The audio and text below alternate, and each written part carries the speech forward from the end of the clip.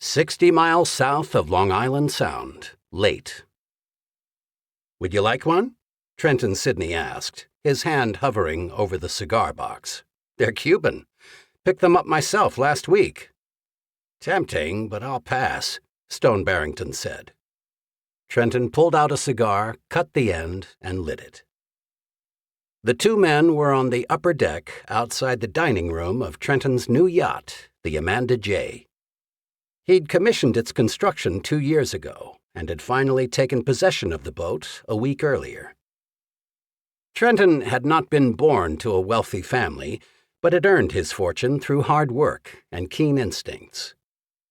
The company he'd started had specialized in cloud storage before cloud storage had become the norm. His focus on superior technology had translated into quick success, and it wasn't long before the company had become an acquisition target for several of the big players. When all was said and done, Trenton had walked away with just under $1 billion. He had since more than doubled that amount by becoming an angel investor in several successful startups. Stone was a partner at the prestigious law firm Woodman & Weld and had assisted Trenton with several legal matters, both business and personal. Through their dealings, they had developed a friendship, which was why Trenton had invited Stone on the Amanda J's maiden voyage. This was the second of 2 planned nights at sea, and they would be heading back to port in the morning. One of the crew members stepped onto the deck, carrying 2 glasses of cognac. "Ah, perfect timing," Trenton said. "Is that the Deleuze?" "Yes, sir," the steward said, and set the drinks on the table between the 2 men. "Will there be anything else?" "That'll be all for now, thank you." After the crew member left, Trenton said, "I don't think I've told you this, but when I was a kid, my dream was to own a yacht like this." Stone lifted his glass. "To a dream achieved."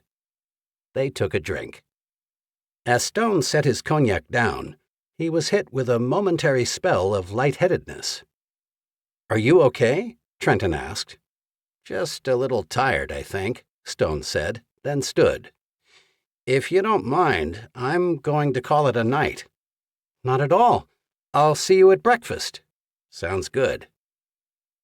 Stone headed inside to the lounge. He was halfway across the room when the dizziness returned with a vengeance. He pressed a hand against the wall and squeezed his eyes shut, hoping the spell would pass.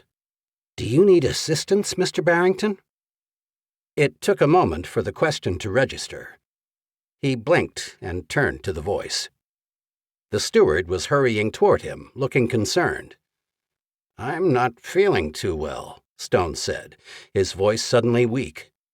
"Here," the man said, as he slipped an arm around Stone's back. "Let me help you to your room."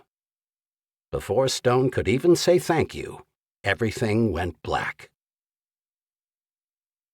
Stone opened his eyes, then immediately closed them again as a wave of pain rushed through his head. As it subsided, he became aware that he was lying on what seemed to be a bed. He felt like he'd had too much to drink, but couldn't remember having done so. Even if he had been drinking, it had been years since he'd had enough to black out. It just wasn't something he did. Before he could guess what might have happened, his eyes shot open as the bed lurched, sending him tumbling to the floor. "What the hell?" he said. Gravity was trying to roll him toward the wall opposite his bed.